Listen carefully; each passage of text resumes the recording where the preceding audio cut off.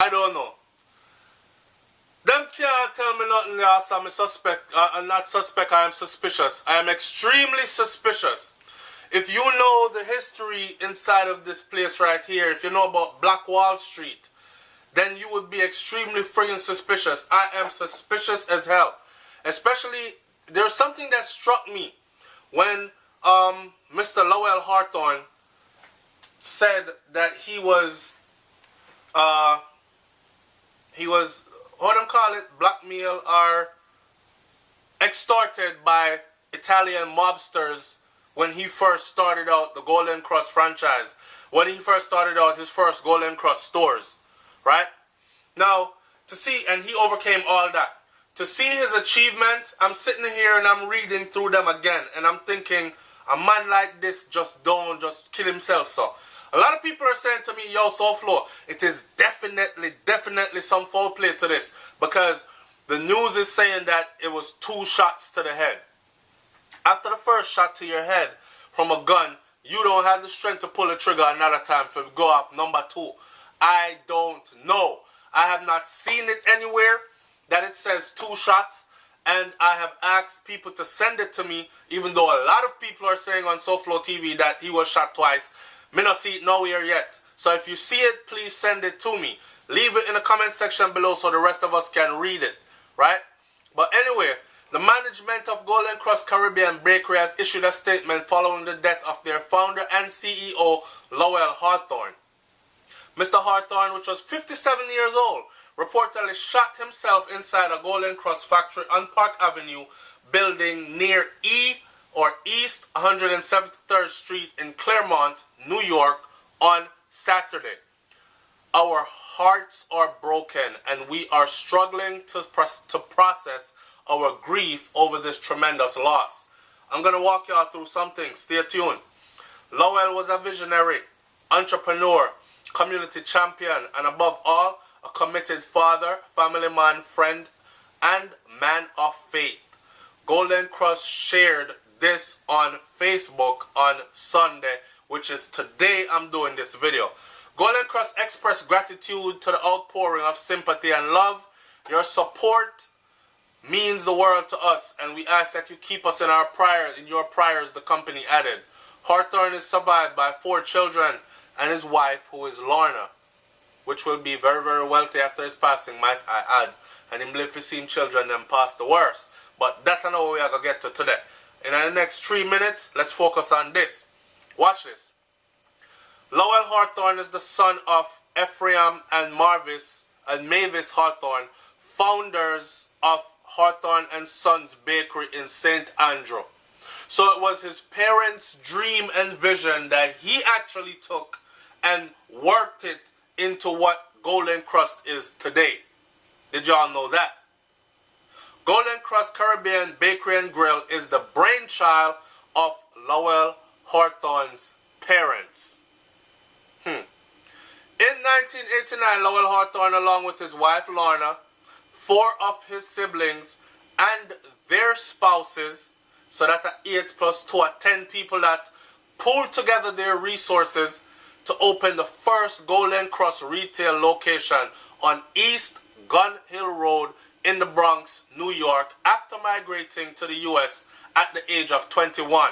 Now, check it.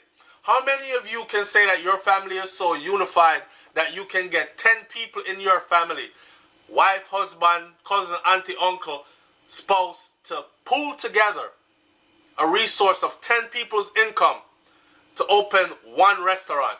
Can't happen. But a lot of people have dreams and visions of having their own restaurants, including myself.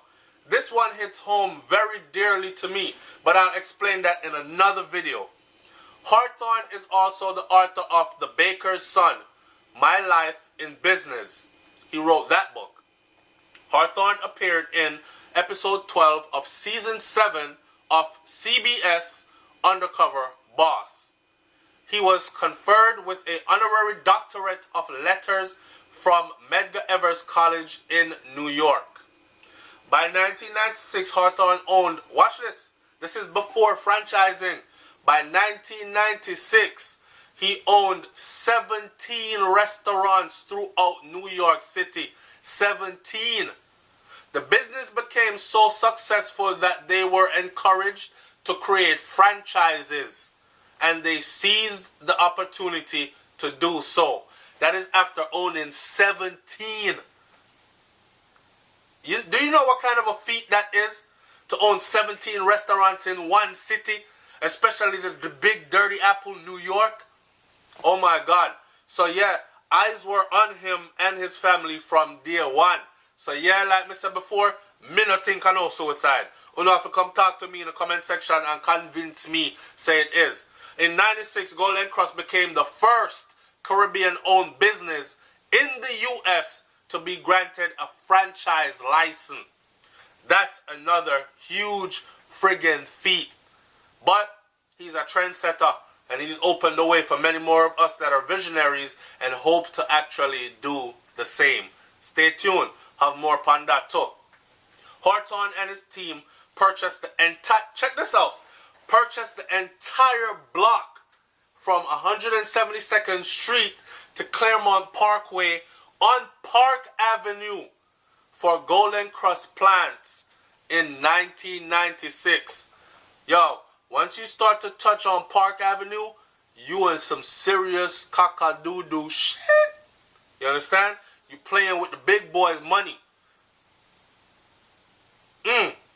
I've seen speculations where people are saying, yo, man, I tell you, either he didn't want to put ingredients in his food that they wanted him, the additives and preservatives, or either he didn't want to sell and they made him an offer he couldn't refuse, or one or the other, something like that are going. I do believe there's some, I am believing some of the conspiracy theory at this point, right? Number 10, Golden Krust Caribbean Bakery and Grill operates a chain of over 100 restaurants in 9 states. New York, New Jersey, Connecticut, Pennsylvania, Georgia, Florida, Maryland, North Carolina, Massachusetts. Oh man, this man was more than a beacon of light on a hill.